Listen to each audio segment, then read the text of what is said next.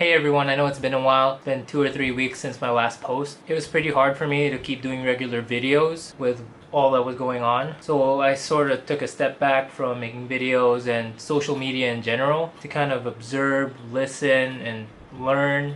Take everything in. Again, this is going to be a very different video from what I usually do. It might be a really long one, but I urge you guys to please stay and listen because this may be one of the most important videos that I ever make. And before we start, I do have to give off a few disclaimers. Number one, I do not mean any ill intent about anything I'm saying in this video and to anyone involved in this video. I'm not an expert on these topics. I'm not a lawyer, nor am I really an avid follower of politics and similar topics. Everything I'm saying is pretty much my opinion and I don't mean to harm anyone. In fact, my goal is the exact opposite. I want to help raise awareness for those involved. So if I say anything ignorant or misleading by accident, I'm really sorry. Which leads to my next disclaimer. I am still learning and I'm 100% open to any opinion that you guys have, unless it's outright racist or, means to harm and do damage to someone, then that's a different story. But still, we're all different people. We're all raised differently and have different beliefs and ideologies, and that's okay. If you don't agree with me, that's okay. If you have a different opinion from me,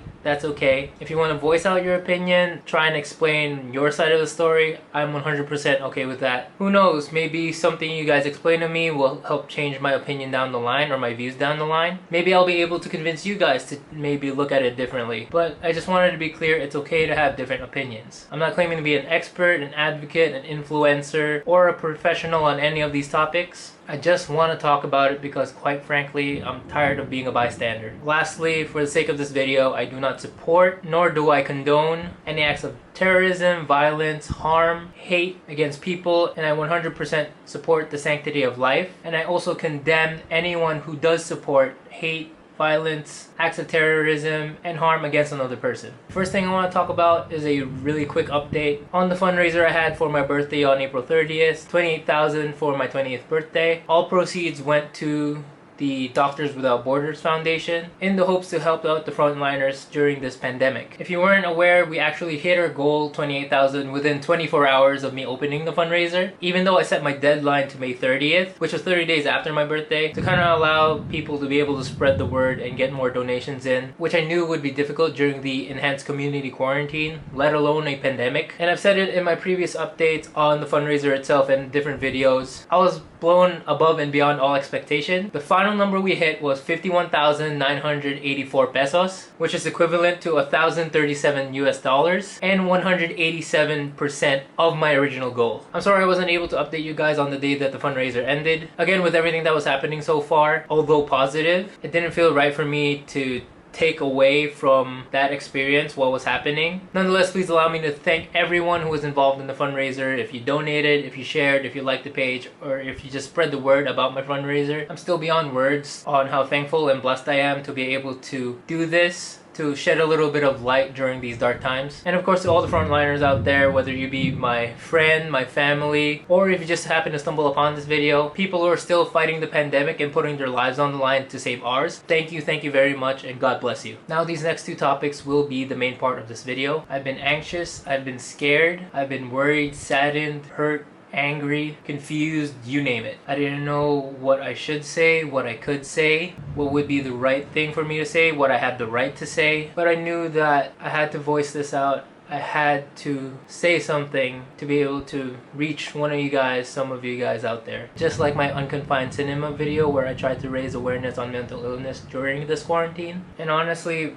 most of the black influencers that I follow, even some of the people more directly involved with these two topics, are having a hard time putting words together to talk about what's happening. Then what more can a random dude that just so happens to have a YouTube channel say, right? Even so, it doesn't mean that it should be said any less. Black Americans have been dealing with this all their lives, through the generations since they were first brought to America as slaves. Even after they were freed, the law was manipulated to keep them as slaves by criminalizing them through mass incarceration. If you don't believe that first statement, just look at the facts. The population of the United States of America is 5% of the world. Yet America holds 22% of the world's prison population, 1/3 of that being black people. 1 in 3 black men are more likely to go go to jail versus the odds of 1 in 17 for white men. Black men are also 2.5 times more likely to get killed by the police officer than white men. Even if they're lucky enough not to get criminalized, you sure as hell don't have the same privileges. Through segregation and laws that have been skewed to legally take away the rights of black people, as well as the possibility to improve their way of life in America. The black community has been sectioned off into neighborhoods with high taxes but little economic and educational opportunities for themselves. Children of black families are forced to go to schools that are poorly funded because of the poor neighborhoods that they're forced to live in, and because of that they have less chances for themselves to get a better education, opportunity for college, graduation, getting a job, and pulling themselves and their loved ones out of the unfair and biased circumstance that was given to them. Sure, slaves no longer exist, but all you did was remove the shackles. Black people in America are just as tied down as ever before. Not only do you have the government weighing down on them, you got lawmakers, you got congressmen, mayors, city officials, and officers of the law that are meant to protect and serve, racially profiling and murdering black people simply because they're black. Yeah, I know you've heard the story before, but you know what's worse? Over the past 3 weeks, I stumbled upon an Instagram post of a protester holding up a sign that says, "The police are killing black men just as doctors are killing black women." To be honest with you, I had no idea what that meant at first. But when I googled it, hundreds of cases of doctors racially profiling and refusing treatment to women that need it just because they're black. One of the reasons why I saw doctors did this was because it was said that black women had a higher pain tolerance than other ethnicities. So most of the time they only saw it as an overreaction or just a way to get prescribed medicine. Never in my life did I think that a doctor would willingly refuse to save someone's life just because of the color of their skin. It's disgusting. They were right about one thing though. The black women, as well as black men, do have a high pain tolerance because they've been dealing with this for hundreds and hundreds of years. And they still are. They're fighting for what's rightfully theirs. Yes, as an Asian, I'm considered a minority in America. But neither here nor there have I ever been pulled over, discriminated against, overlooked, abused, overpowered, attacked, taken advantage of, or wronged in any shape or form just because I was Asian. Ever. I have the privilege that when someone's talking to me, they're talking to me. Not past me because they expect something in my words, because all they saw was a different pigment in the shade of my flesh. And I'll be honest with you, the last time I had black friends was in 2nd grade when I went to school in America. Maybe I was too young to realize that this was happening back then, but I never looked at any of my classmates differently. We were just kids in school to learn and have fun. But even closer than that, my cousin-in-law is black, and he's one of the best kuya that I've ever had. I have nieces and nephews that are half black, both in Canada and America, and I'll do anything for them as long as it's within my power. So because of them,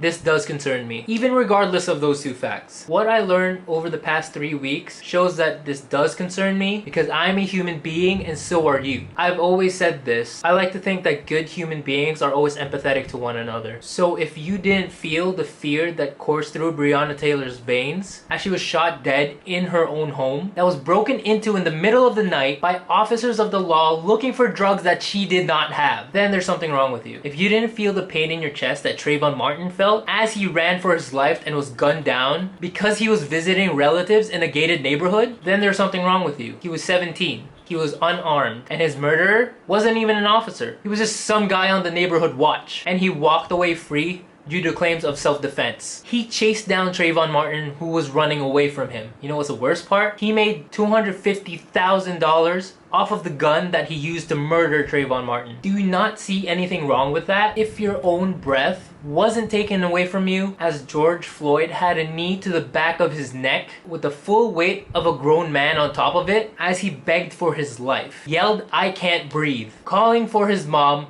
fully knowing that he was about to die, then there's something wrong with you. If you think this does not concern you, if you think you don't have anything to do or say about this, maybe you don't think that white privilege exists, or that history, laws, and the authorities that govern do not take away the rights and equality of people of color, especially the black community. If you do not think that systemic racism is real, if you do not think that now is the time to speak up, now is the time for change, you are part of the problem. Which brings me to my next topic. It's probably crossed some of your minds right now. How can you talk about the Black Lives Matters movement when you haven't said a single thing about the country that you're living in right now? And you're right, I live in the Philippines. I am Filipino. But for the past few weeks, especially last week, it's honestly been more because of fear rather than me not wanting to say anything at all. I've been going back and forth with people in the law field, my girlfriend who's been studying law, articles, I've read the bill itself, different opinions online on which approach I should take, or what kind of tone I would bring. Did I want to go on an emotional flurry and outright just go against it? Did I want to take the middle ground? Did I want to just leave it open-ended? Should I divert the conversation elsewhere? And finally, when I felt like I was ready, on June 3rd, the bill was signed into a law. And when I found that out, my heart dropped. Just when I finally found the words to say, I was too afraid to say them because I was afraid of getting in trouble or maybe something worse. I wish I had more time. I wish I was able to just come out and just say what I wanted to say sooner. But now I don't know if it's too late. I've come to the conclusion that the reason why I can't sleep, the reason why I've been hesitating, the reason why I've been so frustrated and tired and angry and I can't continue on normally with my daily life is because deep down I know this isn't right. Now, before whoever's watching red tags me, I said it in the beginning of the video and I'm gonna clarify it again now. I am not a terrorist. I'm 100% against anything that has to do with the harm of human life. I'm not against our government, even though sometimes the decisions they make are questionable, but I fully believe in the system of democracy. I have no ill intention against anyone involved, but as a Filipino, I disagree with this law. And I should be allowed to say that as my right. Yes, terrorism is a horrible, horrible thing. I don't think I need to elaborate on that further. And if you were to ask me today, tomorrow, the next day, do we need an anti-terrorism law?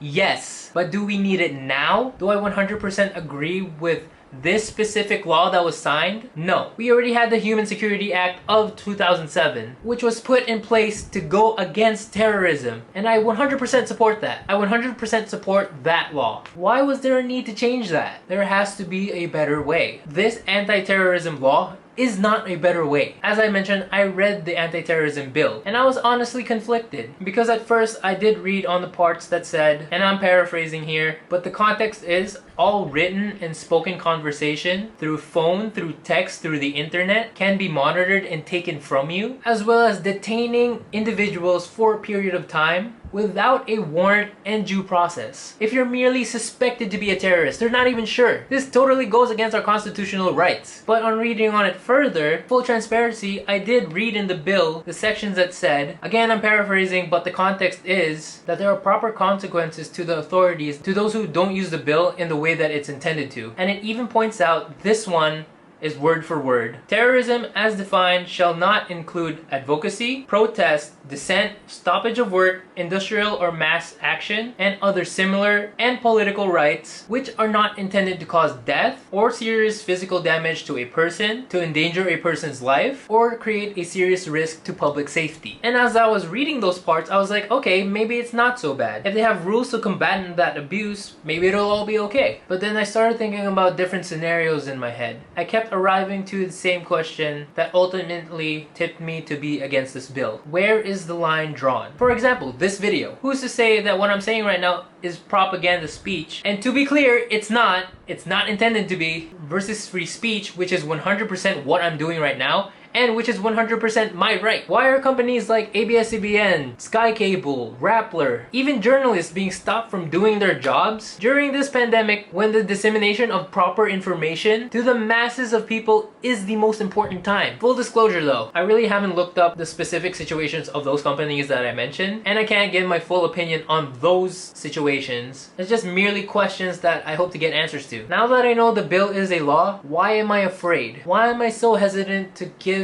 my opinion when that's all that is, an opinion? Shouldn't I feel safer? Because again, for the millionth time, I am not a terrorist. I'm just a 28-year-old in his room with a camera making a video. Last time I checked, this was a democratic country. Why am I so afraid of the government that's supposed to help me, to protect me? A lot of people told me this, and this does ring true. When there's vagueness in the law that governs us, that's what leaves room to abuse of power. I'm afraid for a time that someone like myself will have a different opinion from someone else and will be labeled as a terrorist. I'm afraid that one wrong share or one wrong post will have my right to privacy taken away from me as I sit here in front of a camera talking about the anti-terrorism anti-terrorism law and how I'm against it for it being passed for the sake of pure conversation, am I now going to be considered an enemy of my country? If you know me personally, you know how angry I could be with all the crazy traffic here, the lack of discipline in different scenarios, and my favorite line, kaya hindi umuunlad yung Pilipinas eh. You know that from me, but the Philippines is my home. This is where I grew up, this is where I spent most of the 28 years of my life, and as far as I know, this is where I'm gonna spend the rest of my life. Yes, it has its flaws, it has its ups and downs. I love this country, but we can do better. Our government can do better. We, as citizens, can do better. For the last time in this video, I am not a terrorist. I do not condone or support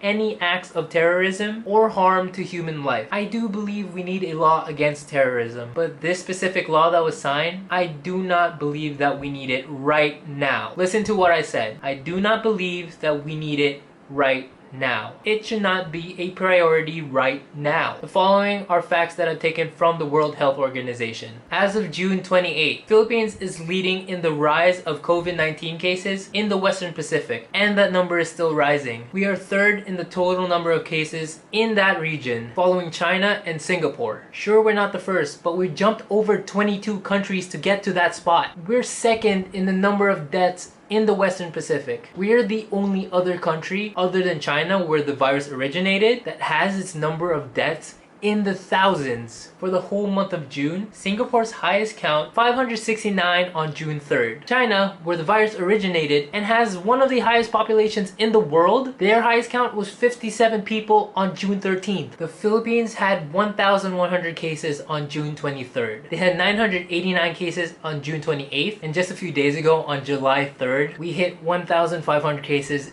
in a day. Yes, we did beat the University of the Philippines prediction of hitting 40,000 cases by the end of June, but that leaves 36,000 people fighting for their lives right now when it could have been avoided. We need to focus on this. This needs to be the priority. Shouldn't the last 30 days of June be enough proof? Can't you see that we need to do better with the precautions and the measures in order to fight the pandemic that's slowly taking over our country? We need mass testing. And if you don't think so, if you're still one of those people that think that the cure is better than mass testing, you need to look at the facts again. In my 10 years of studying as a healthcare professional, never have I ever seen a situation where prevention was better than treatment. The prevention of getting sick in general is always better than having to treat the sickness that could have been avoided. We have the funds for it. Isn't that why we're 8.6 trillion pesos in debt because of the multi-million-dollar loans granted to us to fight COVID-19? There really is no point in waiting for a cure that the whole world is waiting for, not just our country. If we have mass testing, we could easily see who has the virus and who doesn't. Once we do, we could separate the two, treat those who haven't, lessen the chance for those who don't have it to get it, stop the spread of the virus, and finally flatten the curve. Even while doing that, we could safely and more effectively put people back to work. Start businesses up again, small or big. Start allocating funds more properly that we got from our loans, and start rebuilding the world and the country that we know. Because we know who has the virus and doesn't have the virus through mass testing.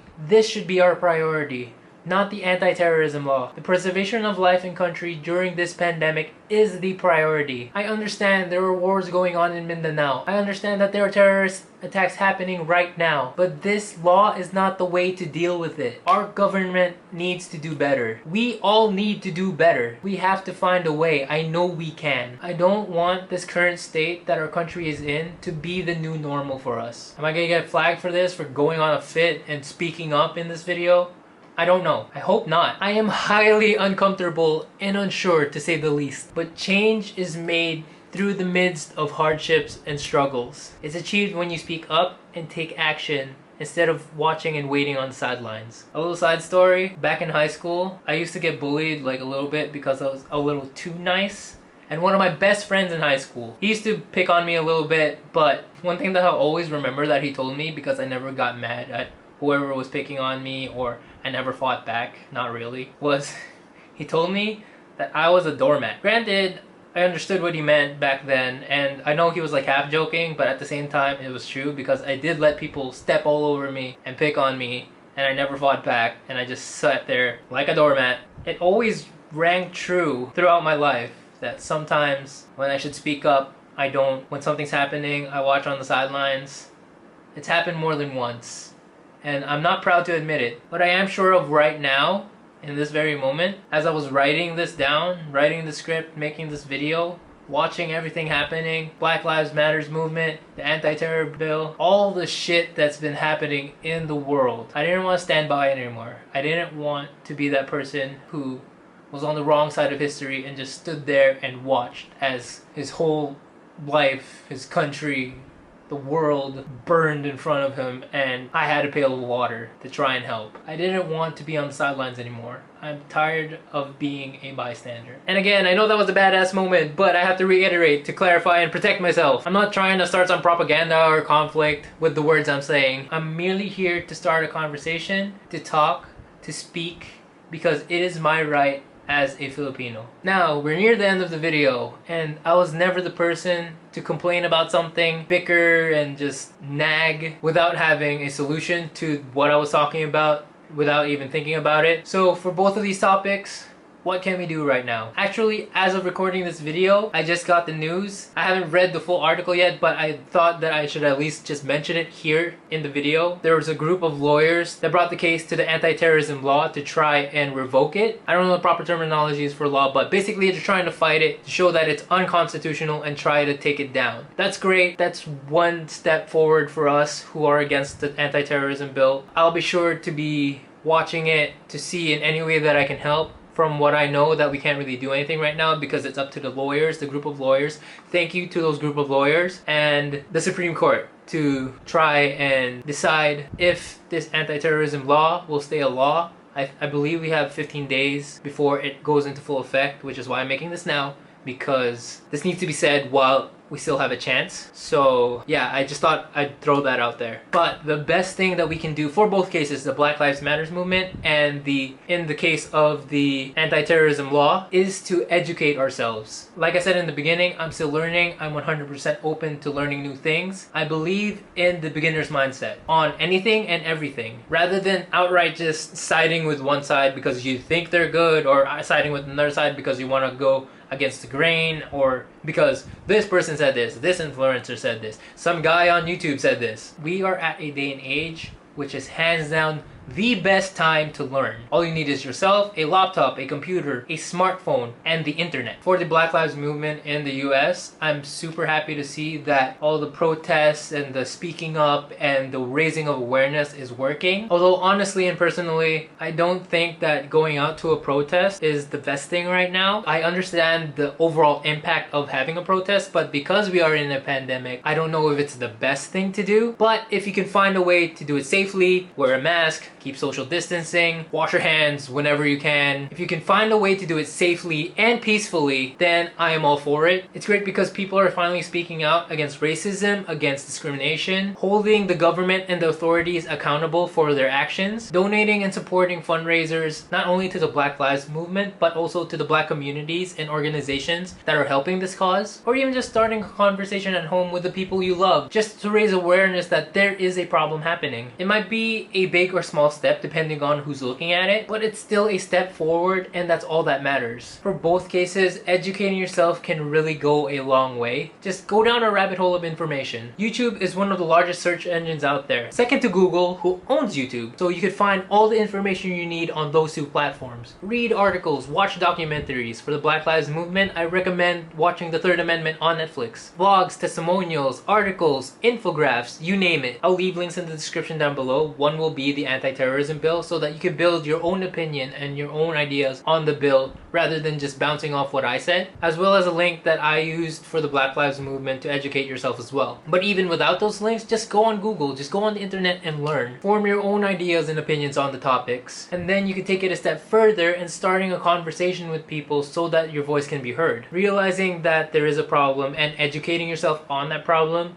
are the first two steps, but taking action is the most important one. Exercise your rights as a citizen, whether you're in the US for the Black Lives Matters movement or here in the Philippines for the anti-terrorism law. Let your voice be heard, speak up, Make a video like I'm doing right now. Maybe write a blog post. Share information that you've learned on all platforms of social media. You can even take it a step further. Email, call, text your local government units, your congressmen. Tell them your stand and why it's so important to you, why you think their needs change. If enough of us speak up, if I reach some of you guys, maybe even just one or two of you guys, and you start to speak up, it'll cause domino effect. Our voices will get louder and louder and will finally be heard. That's our rights as human beings. That's our rights as citizens. There's no need for violence, for harsh words, for conflict. I mean, aren't you guys tired of all the negativity by now? Not only in this country, but the whole world. 2020 has not been kind to us. And I know you heard the saying before, the pen is mightier than the sword. And now you could say our voice is just as strong. So I really didn't know how to end this video, but there's a prayer that I want to share with you guys that really helped me through these past 3 weeks, and it really meant a lot to me. I admit I'm not the most religious guy. Maybe you're not Catholic, or maybe you have a different religion, or maybe you just don't believe at all. That's okay if you don't want to stay for the prayer. I appreciate you staying this long, but I also appreciate you if you do stay. And for everyone, stay home, stay safe, wear a mask when you go out, wash your hands, keep social distancing, and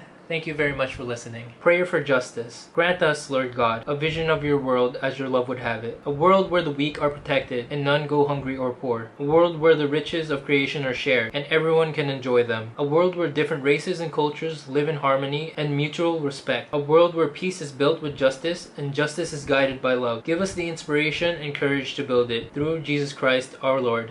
Amen.